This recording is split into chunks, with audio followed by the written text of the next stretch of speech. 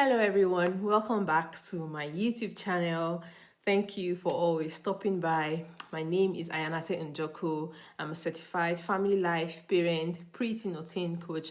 I help parents become intentional in their parenting journey, sharing daily tips from my expertise, my experience, books I've authored, coaching sessions for you as a parent and your preteens and teens, helping them build the social skills they need to function in today's world.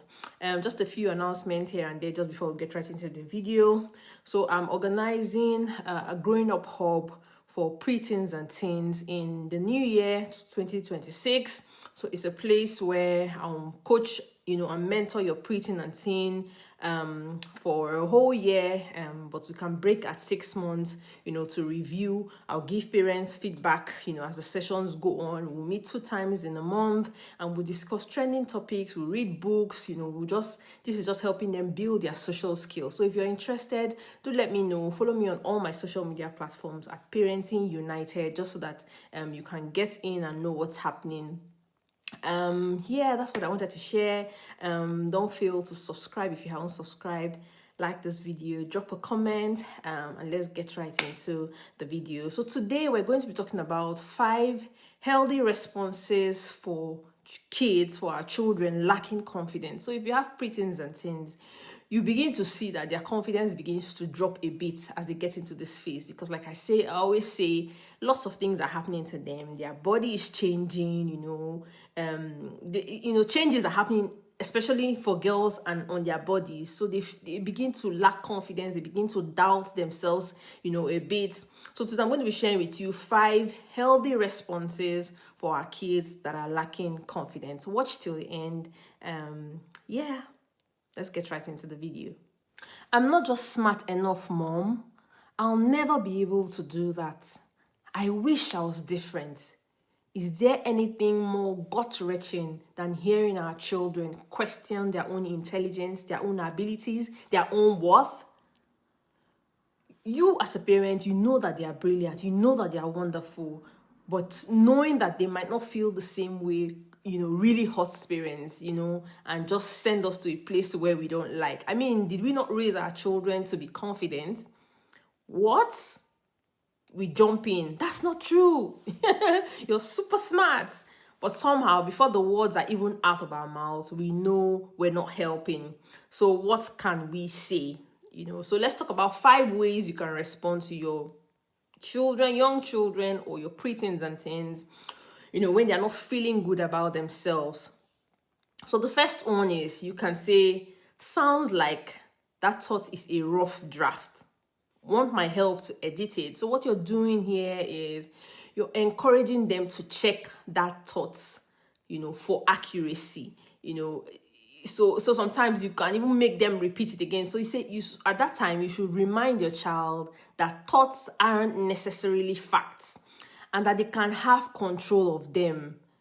You're not forcing unwanted praise onto your child. While kids love approval, they will figure out pretty early on it's not your job to say nice things. Rather, you're offering them an opportunity, you're offering them assistance, with changing up their thought process. And it doesn't need to be immediate. If they are really upset, support them while giving them a space to feel and let them know that you're there for them when they decide to talk about it.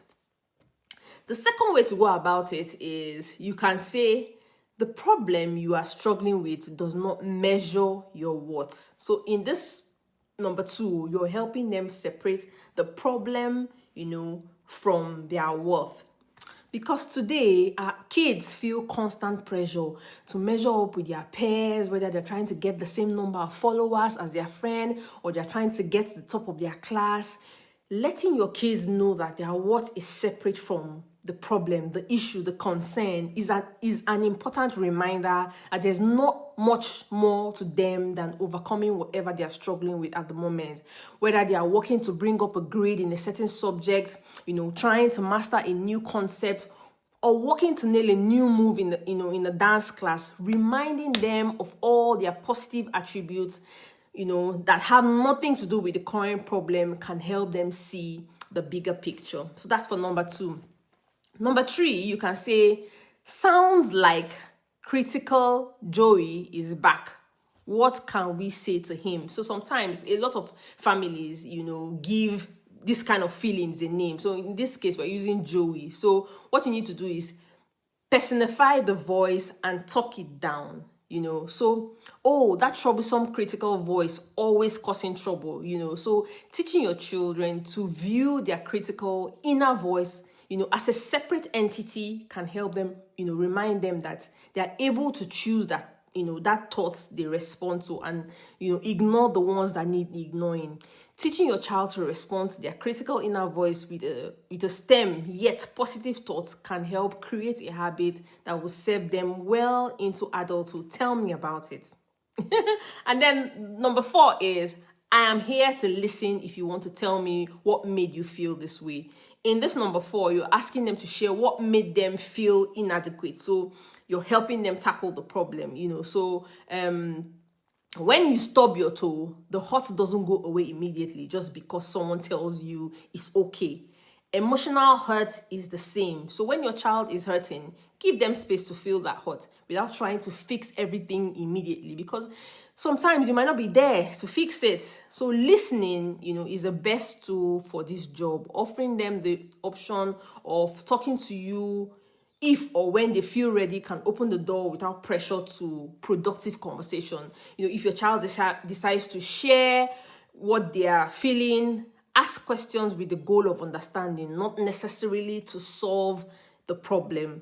And then the last one, number 5, when you think you are not smart enough, say out loud, I am capable, I'm learning, and I am growing. So visualize, visually acting on replacing the negative thought with a positive thought is another good way to help your children feel more confident. So this is like instilling a growth mindset in your child, which is incredibly valuable as they learn, grow, and change. Hard work helps, intelligence grow. And it's key that your child let go of the belief that their ability to problem solve is predetermined. So talking with your child about how they are walking through problem, and the positive growth you've seen in their abilities over time can help them stay positive even when things when things do get tough. I mean, as a parent, you go through hard times. Your children see you go through hard times. So, teaching them this and also modeling that behavior will help them